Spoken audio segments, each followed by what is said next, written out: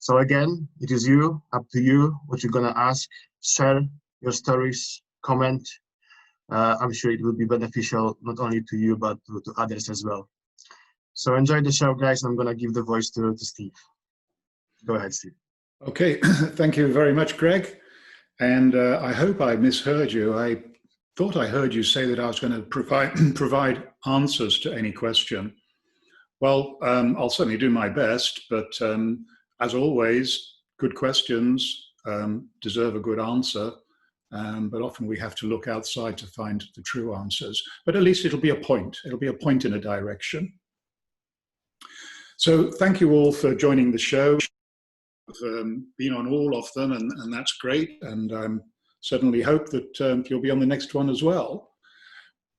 Just a very, very brief recap. We went through what I sort of lightheartedly described as the 4 monster stress busters, but I mean, they are monster stress busters. We started off with heart math, I think, and then we moved on to havening, or the other way around, and then we talked about healing, and the 4th one was hypnosis. And there was a note of reservation in all of these that I said. I mean, they're great. I thoroughly recommend that you're learning more about it, but it's part of the answer, but it's not the whole answer. There's a bigger answer out there. And the purest of those 4 is probably healing, because it really doesn't depend too much on the therapist. And in fact, we can do self-healing. And healing finds its own target. The ego is no amigo, and we all fall into the trap of hunting for a symptom and then providing a diagnosis and a curative fix. And the body just doesn't seem to work like that. Heart math is really good. It's a form of meditation. It puts the heart and the brain in synchrony. And havening, again, is very good. You can do self-havening. It's very good for bringing down anxiety symptoms. And hypnosis is also very good. And that is almost a little bit like healing, because it works at a much deeper level. And again, the mistake with hypnosis is to try and target the energy or the unconscious mind or whatever, because that is less successful than trying to herd cats. But the bigger prize out there is what I call Zen, or universal infinite intelligence, or the collective unconscious. There are all kinds of different names for this.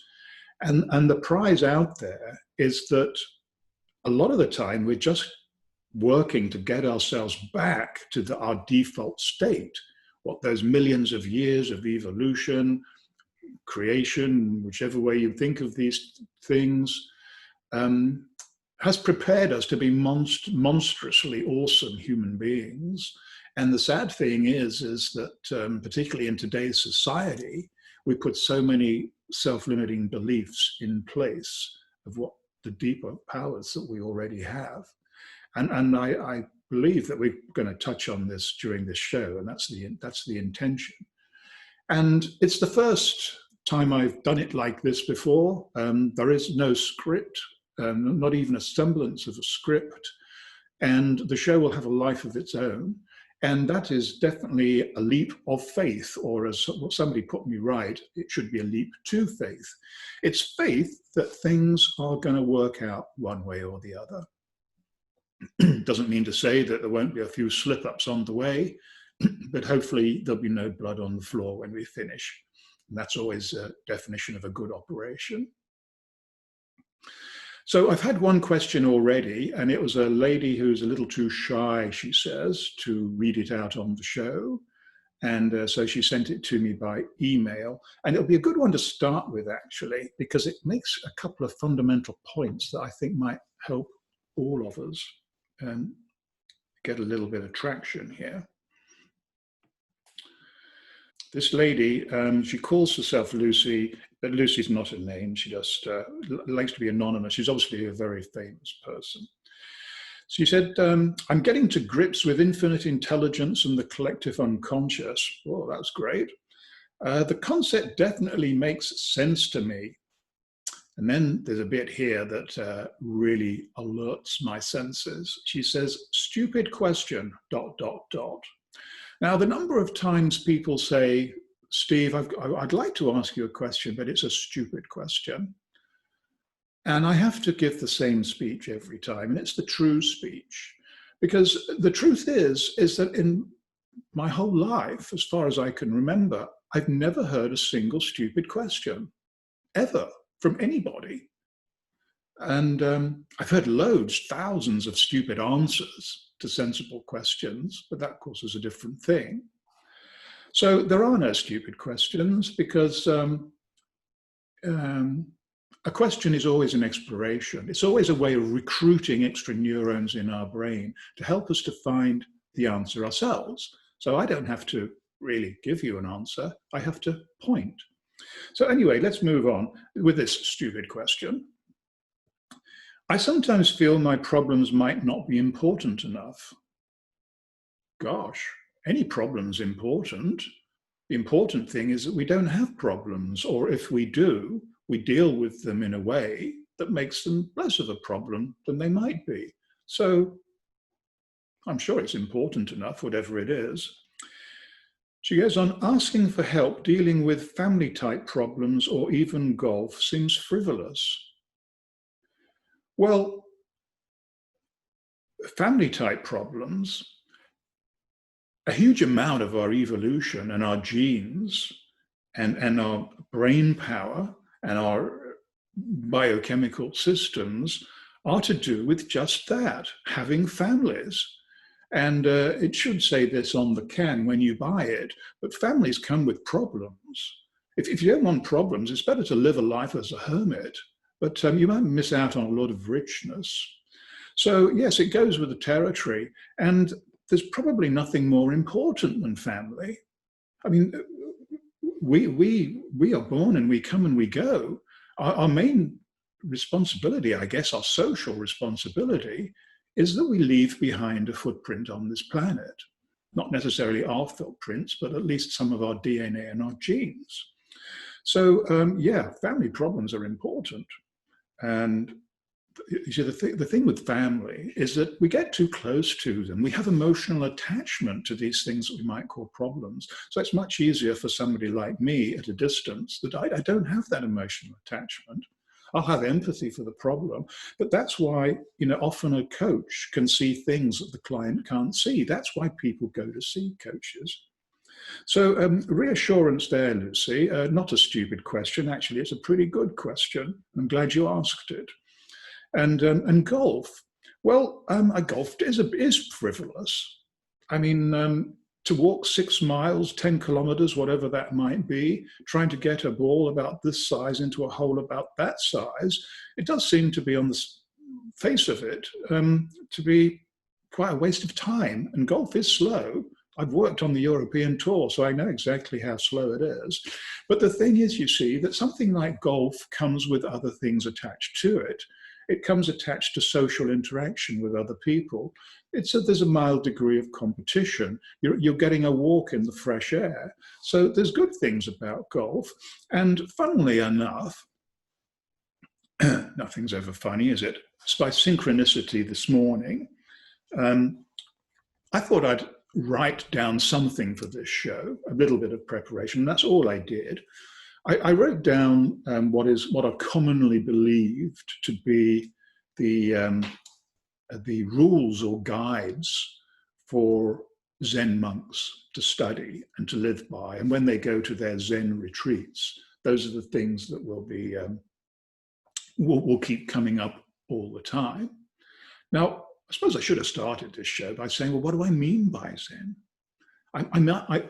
Because all of us, it's a very ill-defined word, and all of us have our own concept of it. But I guess we all know that it's an altered mind state. It's a fairly pure mind state. And the word itself is actually an abbreviation of a phrase, because Zen Buddhism is a branch of Buddhism. I mean, Buddhism is a philosophy, not a religion. But like many other religions, such as the the Muslim faith, the Christian faith, and the Hindu faith. They all have offshoots that have developed over the years. And so, of course, that always brings in a little confusion to the message. But this stupid question, and actually it was two really, wasn't it? But two of those would both fit into these 12 rules. And one of them is a rule to smile and to serve others. So if you're in a monastery, the duties are typically, and people will go to these retreats. And we talked about a couple of shows ago about Leonard Cohen, the singer-songwriter, and that earworm that I had. There's a crack where the light, there's always a crack where the light gets in, something like that. Well, he had a very troubled life, highly successful on some levels and highly problematic on others. And I believe that he spent 6 months in a Buddhist monastery, and for sure he would have learned those kind of things. So the jobs are all divided around. You have to take your share of the cooking and the cleaning and all the rest of it.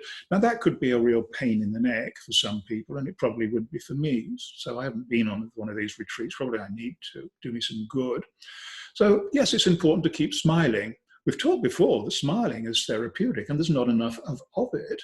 I mean, I've been walking around London today, socially distanced, of course, but my eyes, of course, are watching everything. And it's not the same happy place that it used to be. And I do hope that it will return to something a bit more like normal, because people are still, fearful, and they're not liking, some of them are not liking the lives they're having to live at the moment. So it's more important now than ever to smile. Anything that decreases stress will also improve our immune system. And we need that for sure as well. And the other, I have to twist this little bit of guidance here, because we're talking about golf. Well, what the Zen monks would be taught is to decide what's necessary in their life, and to get that list of things that are necessary as small as possible.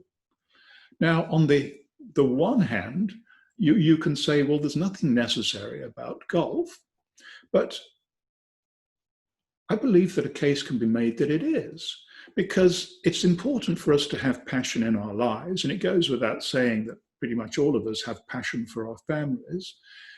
And it's pretty much also true that we have passion about one other thing. It might be our job, it might be our career, it might be about a sport we play.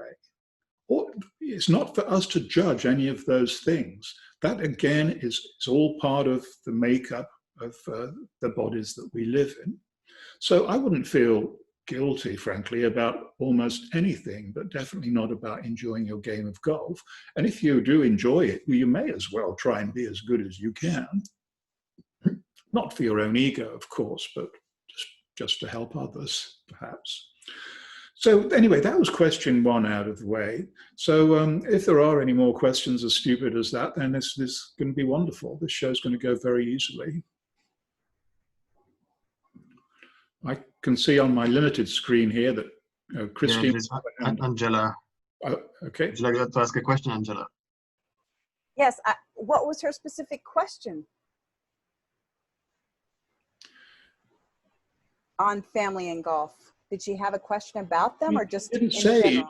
No, she didn't really say, and that's fine with me, because really, what I guess what I have tried to reassure her about is that it's not a stupid question, and it's not they're not as trivial questions either. So hopefully, I've given her some empowerment to carry on with this journey and see where it takes, and feel a little differently about both of those things. I mean, I've heard people introduce themselves, what do you do? Oh, I don't do anything. I'm just I'm just a mother, Well, sorry, but that's a huge job, particularly when the kids are young. And sad to say, actually, it doesn't get much easier when the kids get older. But sometimes it gets more expensive. So again, goes with the turf. Hello. Hello, everyone. Hello, Christine. My question is, I would like to throw something out to everyone. How are the flow state, a high level of unconscious competence, and self-hypnosis related, if at all? Wow. Well, I tell you what, I'll ask you to repeat that one slowly because there was quite a lot in that question. Yes, it sounded a little bit like round Britain quiz. I'm sorry about that. How are the flow state, a high level of unconscious competence, and self-hypnosis related, if at all? Well, they're all related. And two of them are very, very closely related, that they're pretty much the same thing. The flow state is when one allows one's unconscious mind to do the heavy lifting for us. And elite performers know this, and that's why to them getting into the zone, the flow state, is the most important thing in their life. And that's why they have coaches like me to try and help them to do that. How are they related to self-hypnosis? That's a more difficult question because nobody really knows what hypnosis is, let alone self-hypnosis. But to me, it's an altered mental state, and it's a mental state of calmness when we start firing off the relaxing brain waves rather than the agitated ones. And when we are calm and relaxed, we're out of our own head. We're putting distance between ourselves and our ego, and we're in the bubble, and we start to perform at a higher level. And there is a lovely quote here that I was hoping I'd remember at some point, and I haven't written it down. I'm doing it from memory. So here we go. Let's see what kind of mess I can make of this one. There is nothing more certain to deflect the straight flight of an arrow than a single thought. Archery is an Olympic sport, and I haven't coached any archery players, but I've read enough about it to know that it's considered, they wouldn't call it this, but it's considered a Zen sport. Fast-moving games are easier because we do things automatically, because we don't have time to think. When we have time to think in life, that's when the problems come in, and there's a lot of time to think in archery. And it's like the darts players. I have worked with some professional darts players. The harder one tries, the more elusive the target becomes. So we have to get into the state of mind where we can just let it go. And the same with golf. So I hope that has pointed you, Christine, towards an answer. I feel these things are so closely related, they can almost be called the same thing. And you could probably even call them the Zen state. Thank you for that. I have a question, if I may, regarding the flow state. How to get back into the flow state once you've lost it and you are performing, you are on the scene, you are on the pitch, you are on the court. How to get back to the flow state, having in mind that when you are in the flow state, the moment you think about that you are in the flow state, you lose it.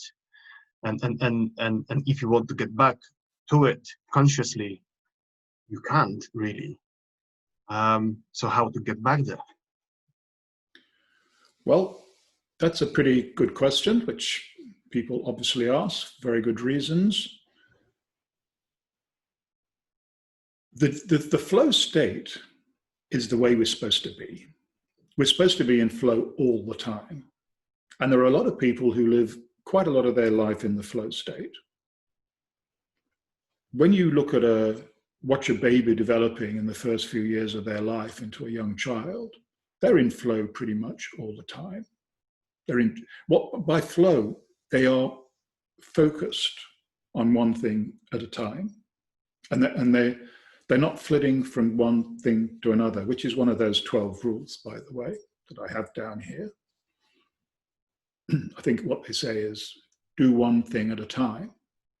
So if you're in flow on the beach or on the tennis court or wherever it might be, something else will have dragged you away from that.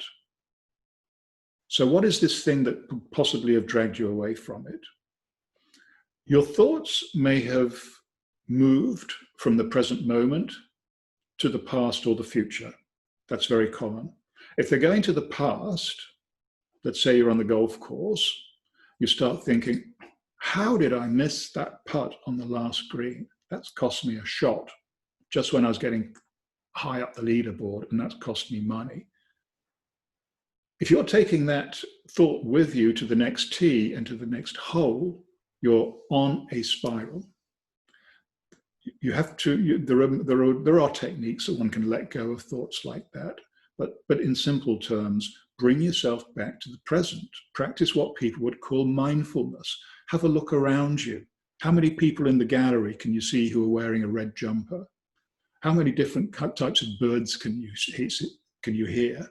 There's always things to see and hear. So just, if you're struggling with the moment, just put your focus somewhere else. And the other kind of the opposite, but with the same effect, is when you start thinking about the future. You know, let's say in golfing terms again, we'll say that you did one of these Tiger Woods incredible shots and you knocked the ball into the hole from 50 meters away. That can get you all pumped up, and you suddenly start thinking, wow, I've got a realistic chance of winning this tournament. That normally doesn't work out like that. So that's just as bad. So we've talked about some of the simple things already. You could go into your little heart math routine. You've got time for that. You can start to synchronize your heart and your mind in a matter of seconds. Deep breathing, staring at a single spot. Those are some ideas, Greg. I mean, it's a very common problem. We all struggle with it. But I think the reassurance is important. The reassurance is flow state is your natural state. If you're not in flow, something else has got in the way.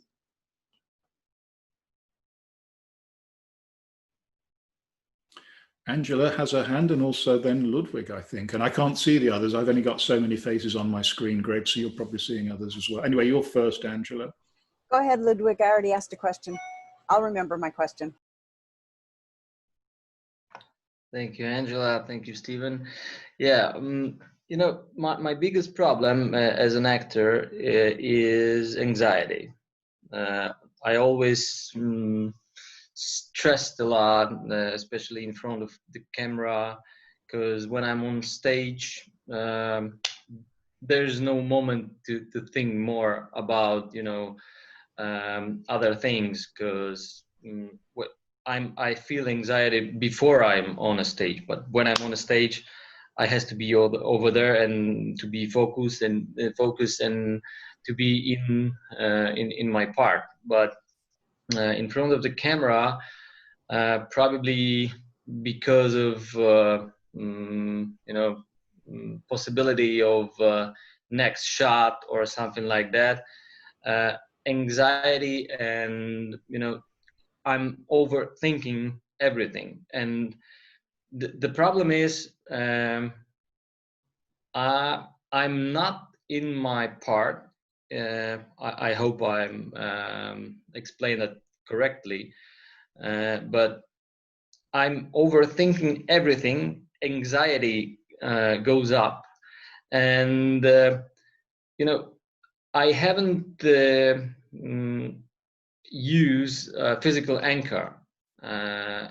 I work with from 1 month, because I haven't been in front of the camera through the whole this situation we have around the planet.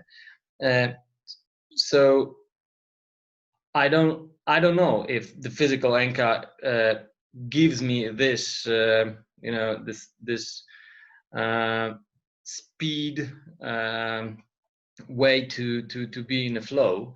But what you said, Stephen, about how to get to this flow state, it's really interesting because I haven't used mindfulness at all, because this is my first time I heard what mindfulness is right now. So what do you think, Stephen? If do you have any experience, like with the actors or any performers, about physical anchor does it work properly or good on stage in front of the camera? You know, this is what I expect with for it. Thank you. Thank you. Well, I get asked things like this quite often. I have some experience. I am trained as a professional actor, and I do work occasionally as a professional actor. And although it's not a very important part of my life, at one point I felt that it was important, and I went to drama school, and it was only a relatively short course, but I don't regret it, because I learned so much. And I would really recommend anybody to go to acting school, or I think mine was called TV and stage performance or something like that, because you will learn some tricks along the way, Ludwig, and I'm sure you know a lot more about this than I do, of ways that you can separate your ego from the part that you're playing. And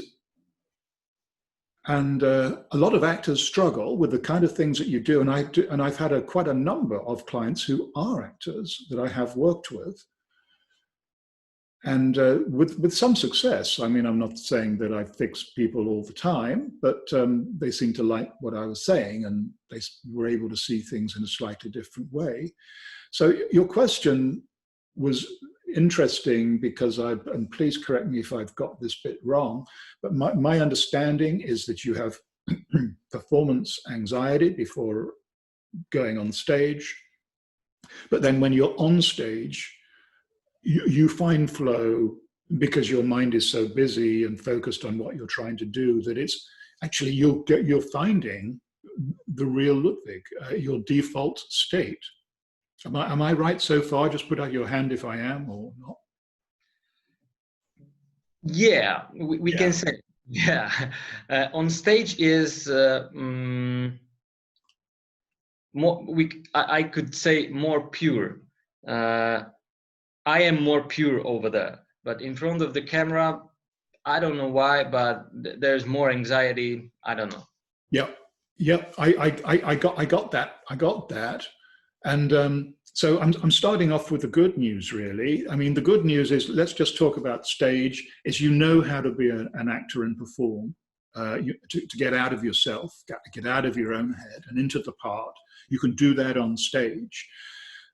The question that I'd have about that, or the comment that I would have about that, is that the way you express that with confidence. You know that's going to happen.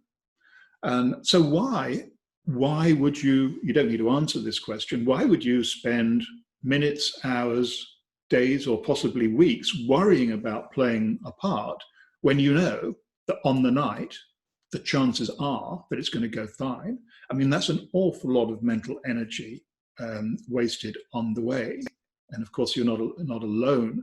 So it requires a constant reassurance, really, because when you have anxiety like that, let's say you start building the clock up about a week before the performance.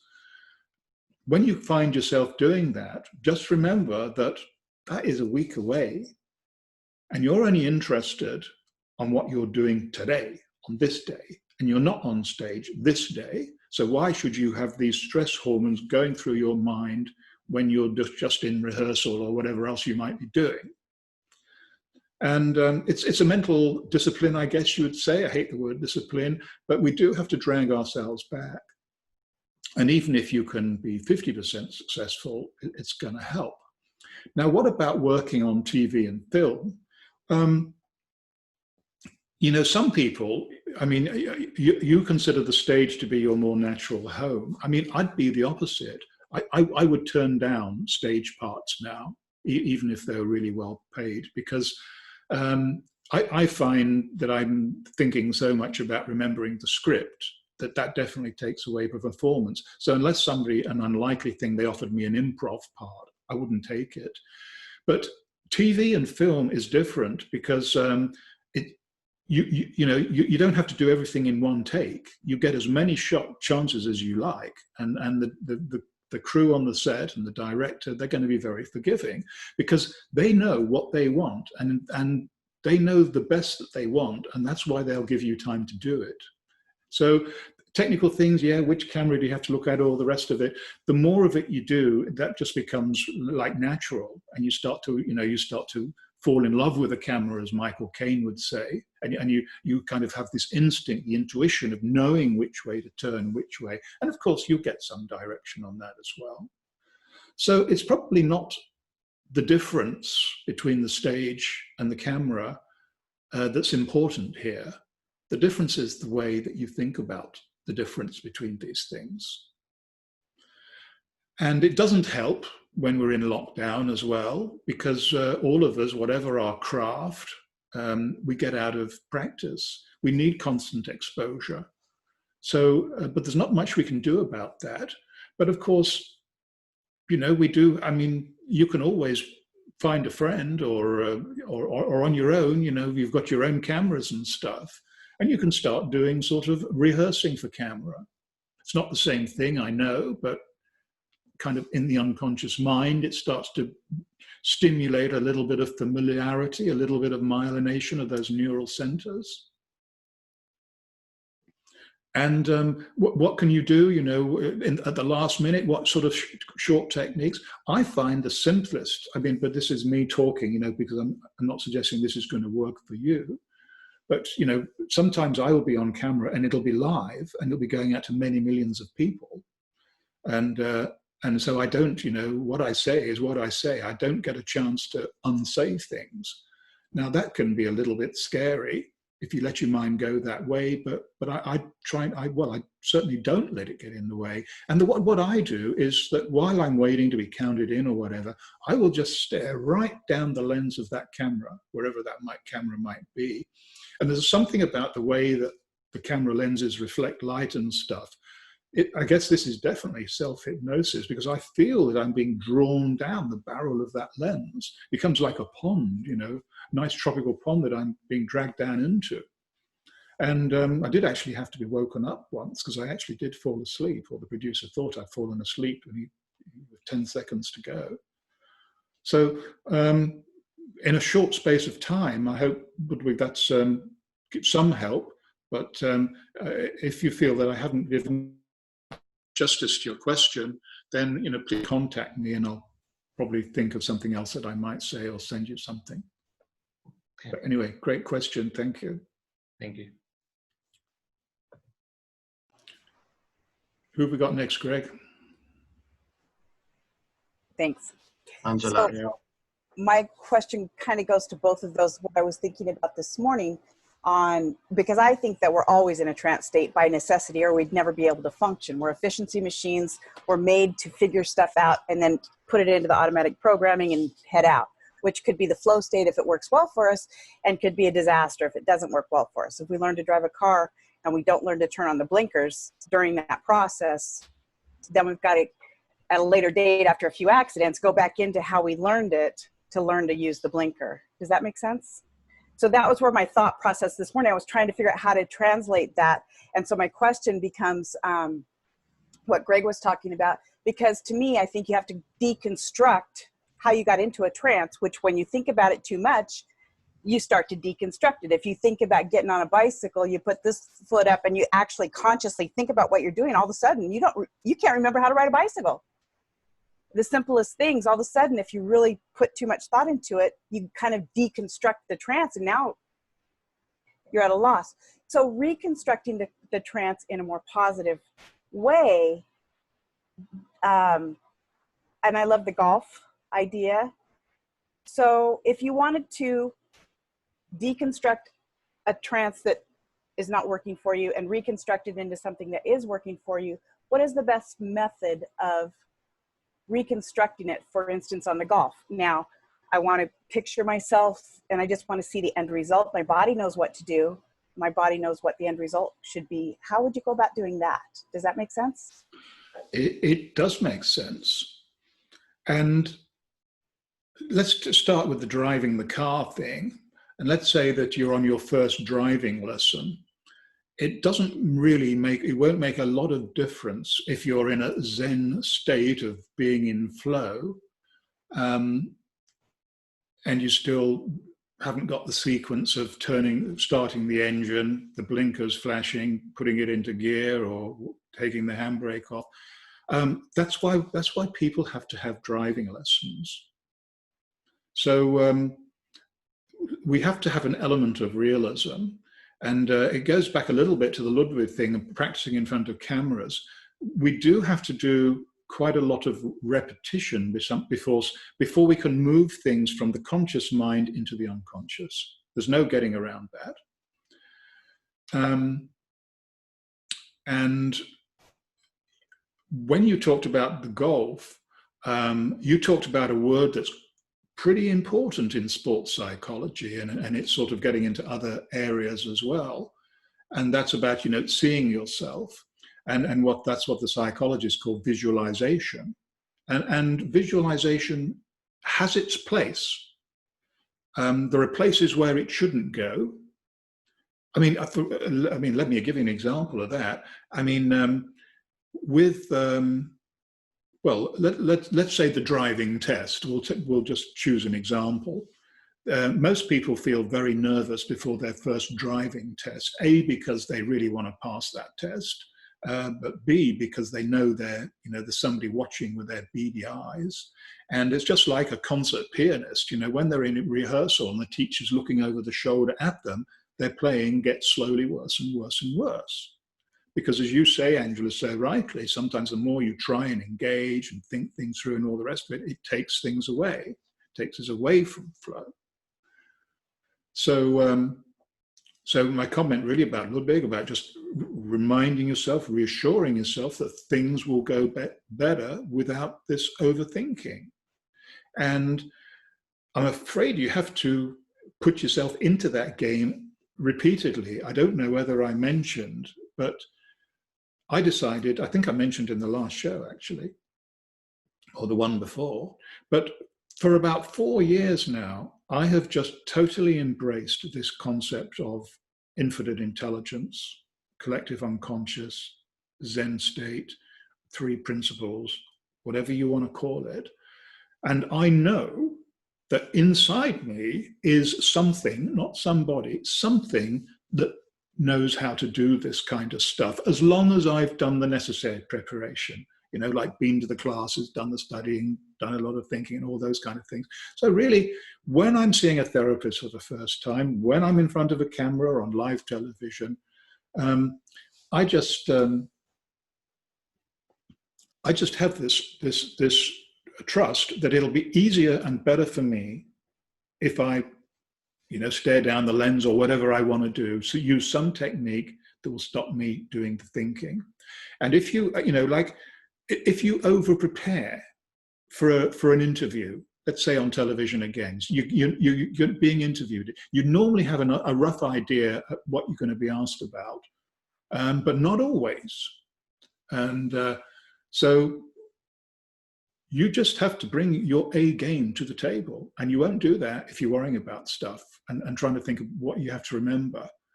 I mean, I was on a podcast series for when we had the Olympic Games in London, and there are something like 165 different sports, and we didn't know what questions we were going to be asked. So we just had to do a little bit of preparation, making a guess of what were the big news stories and doing a bit of research. But after that, well, it's surprising what you remember in the heat of the moment. I mean, we were onto cycling, and I don't know very much about cycling, but the question came up because the UK were doing very well on cycling, and one of the riders, was recovering from a shoulder injury where he'd broken his collarbone. And I just remembered out of nowhere that it was his right collarbone. So, because somebody else said it was the left one, I said, well, actually, I think it was his right. Not that it really made any difference, but it's just amazing where the facts come from. And I can still remember the Japanese man in the equestrian events because he was 84 years old. I think he won a medal as well. So you can't forget some things. So anyway, the visualization. we're very good at visualizing stuff that's not going to go well, you know, like that driving test. If we were really good at visualization, we'd imagine the examiner writing the certificate and saying, you're free to go. But we don't. And so that's not a good visualization. Now, there's a very good quote, and again, I'm hoping I can remember it roughly correctly. The greatest golfer of all time, in terms of the number of majors won, is Jack Nicklaus. Tiger Woods got very close to him about 10 years ago, and I think he only needed 2 or 3 more to take the record. And I predicted, rather rashly in the public arena, that Tiger would struggle to win another major. And unless he changed a few things with his mind. And I don't know whether I was right or wrong, but I was right that he didn't get past Jack Nicklaus's record, although he's showing signs of doing it now because he's been on a painful journey. And I believe, from what I see, that he's starting to put things together again. But anyway, Jack Nicklaus, so you have to listen to what he said. He said, before I hit a single shot, even in practice, I see a very big picture of a big white ball on white green grass, sitting exactly where I wanted the ball to go. And then I have this thing like watching myself on TV, where I see myself making the golf swing and I see the ball flying and landing there. So in psychology, we would call that a depersonalization. He's looking down, a disassociation. He's looking down at himself. So he's come up with this himself. It worked for him, but that's a positive visualization. And a visualization should be very vivid. I'm sure I missed some details out, but it's always bigger. I worked with a lady golfer who used to struggle with her putting. And she told me this story, and this happened before she started to work with me, how she spent hours, she was practicing until it got dark, just after a competition had finished, one that she should have won, but she didn't. And she got into this state of self-hypnosis, and she saw a trench going from where the ball was to the hole. And all she had to do was hit the ball down this imaginary trench. Well, it seemed to work. You know, she then became one of the best putters. So, when we're dealing with the unconscious mind, it loves vivid imagery. It doesn't like logic, doesn't like common sense. Those kind of things are, they're like the sticking plaster solutions. If we're going to talk to the unconscious mind, we have to get ourselves there, thinking like that as well. Anything there that might have possibly pointed or answered your question, Angela? Yeah. Yeah. Actually. Okay. Good. Thank you. You're welcome. So what else do we have? Johnny. Hi guys. Well, it was just really to share a personal experience and touch on what Steve spoke about last week about the infinite intelligence. And it was just to say really that the last 5 years I've struggled massively, but along the way and all the mistakes and errors that I've made, that some have been huge, there was always a guide. But at the time, your ego or not being still in your mind, I wasn't able to see it. And so the guides were always there. And I think, like you say, the invisible giants, they turn up. And even if it was a guide or someone that I'd randomly met on the train 10 years before when times were great, it was almost a mirror reflection of myself of what's happened now. So I think, tapping into having faith that the infinite intelligence will speak to us. It could be through, say, my mum or through other people, but there's always a guide. And I just wish I'd listened to a lot more of that. But it's there for us all. And I think, having that faith and listening to different omens and signs, I think can change your life and avoid a lot of mishaps. That's a great comment, Johnny, and thank you for making that. And I couldn't agree with you more. Once we start thinking and I think I've mentioned this in the last show, once we start thinking it's all about us, there's nobody that can get us out of this hole apart from me. That's ego. That's pressure, and it is a leap of faith, a leap to faith, to believe that these invisible giants and these guides are going to help you, or the collective unconscious, or whatever we're going to call it. It is a challenge, but I think in answer to all of your questions, and Ludwig, and definitely as that, the more experience you have of flow in any part of your life, the more you're going to be access it at the times when you need it most. And I wanted to say that at the time, and it went out of my head because something else had taken it. But I'm going back to these sort of 12 rules how to live like a Zen monk and whatever. And I mentioned that, you know, cleaning and cooking. If you're a monk in a monastery or something, or in a family for that matter, cleaning and cooking, or if you're in lockdown, cleaning and cooking become very important. And they can be a flow experience. It's a bit of a stretch of the imagination sometimes, but if something is worth doing, then do it mindfully. And there's been some research on, you know, this is commonly quoted, in you know, these chocolate bars. They did this experiment, and the recipe was exactly the same for both of these samples. The only difference was that the Zen Buddhists would stir the spoon while they were meditating. And people didn't know that. They knew they were getting bar A or bar B, but something like 70% of them preferred the ones that the Buddhists had stirred because they'd put some of their own energy into it. I know that's fanciful, but things are fanciful. And the unconscious mind likes things that are fanciful. So, you know, and cooking, plenty of people are finding flow state in cooking, particularly now. You've only got to look at the best-selling books and the most popular podcasts and TV programs and stuff. They're all about cooking. I mean, if I wanted to make money badly enough, I'd definitely get into the cooking field. The problem is I'm not quite sure how many people I'd poison. And I'm not sure how many people would want to buy my cooking book. So I just stick to what I know.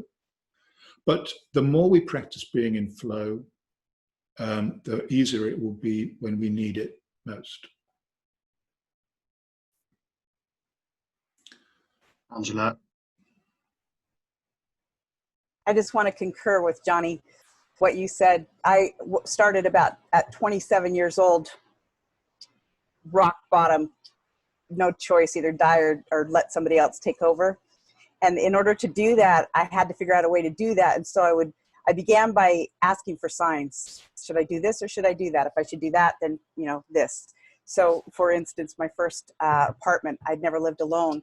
I didn't have a car. And I rode through the parking lot. I saw the sign. I rode through the parking lot. I thought I could afford that. And I was trying to decide what's my sign? What's my sign? I always had to ask, what's my sign? Because I didn't know how to tell, you know, whether I was supposed to go this way or that way. And I looked up, I decided, okay, I'm afraid I'm in the city. I don't want to live on the first floor. I want the second floor. There was 2 pools and about 200 units, and there was only 2 buildings on the pools. And so I said, okay, upstairs in the middle, over the pool, south shore, you know, sun on the window, because it's one of those just studio apartments, really cheap places. And so I went to the office to ask about doing it. So that was my sign. It would be upstairs, south facing, one of the ones by the pool, if it was meant to be. Went to the office, filled out the application. They said, you don't make enough money. So I said, okay, there's my sign. Rode on down the road. Well, about a week later, they called me back and they said, you know, we thought about it and we had somebody bail last night. We're going to give you a chance. Do you want to come look at it? And it was only one of those pools I could afford. There was 10 units upstairs out of those 200 buildings. And right in the middle, upstairs with a south-facing window over that pool was the one that had bailed that they gave me a chance on. And there was my sign. And so I moved in with confidence, but I started everything I did. I literally for 2 years didn't do anything without asking left or right for a sign. Should I do this? Should I do that? And then I just follow it.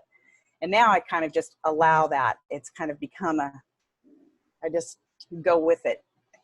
And I do still ask for a sign. I tried to buy a house a few years ago. This is our 4th house. We made an offer on the first one. I wanted it so bad, but the husband said no. The wife said yes. So I cried and let it go. And the next year it got flooded by Sandy. Uh-huh. So Mm-hmm. lots and lots of evidence. Yeah, I mean, while you was telling this story, I was kind of thinking we have to be a little cautious about signs. I mean, it's a bit like wanting to be in the zone. The more we want it, the less likely we are to find it. And but I think you kind of, at least unconsciously, maybe even consciously, you recognized that pretty soon. And when you mentioned about it being flooded, I mean, I was thinking back to times in my life when I thought that I really wanted something, and I would knock through any wall, you know, to get what I wanted. And it's only now when I can look back at these 2 or 3 things in my life that I thought that I really wanted, that I recognize, oh, just as well I didn't do that. I mean, on one occasion, it actually literally saved my life. The person who took that job that I wanted sadly went down in a helicopter. So, you know, life is kind of crazy like that. Yeah. Things usually seem to work out. Often you see, it's a bit like healing. You know, when we try and identify the target, it may not be what the universe wants for us. So, you know, we might get what we want if we you know, stop sleeping, drive ourselves, have up 2 or 3 heart attacks to join the heart attack club. Yeah, might get it. And then when we get there, we don't want it. So yeah, go with the flow. I mean, the easiest things, I'm cognizant of the time, but when I was working in the corporate world, this person, I went out to dinner and with this very nice guy, and he said, you know, you've had a very successful career. I said, well, have I? I mean, thanks for saying that. I mean, there's plenty of stuff that's gone wrong. He said, no, you've achieved a lot. And I said, yeah, well, I have. He said, well, what's the, you know, if you were to say, what's the secret, what would you say? And I hadn't done any well, a little bit of mind training, but it wasn't then the passion that it is with me now. And without really thinking about it, I said, I think I just pushed it. I learned to push it open doors. And I didn't really know what I was saying at the time, but it came back and I thought more about it. And I thought, well, yeah, that's actually true. I did, you know, become sort of unconsciously smart enough to give up on some stuff and follow my passion. And the things that came after that, you know, the successes along the way, I wouldn't say I found them easy, but I knew that other people were having to work a lot harder to get these things than I was doing. And it was because I was really interested. And it was like I definitely had the giants on my side. And I'm sure we've all got stories like that. So I think it's you know, today that's more than enough for today. We've got plenty to think about as we sleep and as we dream, and never underestimate the importance of sleeping and dreaming, because that's when ego has to go to bed and get some rest, and that's when the good work is done. So Jack Nicklaus, by the way, he used to spend a lot of time on his hotel, lying on his back with his eyes closed, doing his visualization and stuff. Made him a lot of money, made him the best golfer in the world. Anyway, so that's for today. It's been a bit of an experiment. I hope you agree we've pointed at a few things without perhaps finding big answers, but this stuff grows. The more we think, like everything else, the more we think about these things, the more we practice different things, the more we hear about these things. It's like a sponge. We absorb things by osmosis. So hopefully, same time next week, and we'll see what turns up. Have a great week in the meantime and keep well.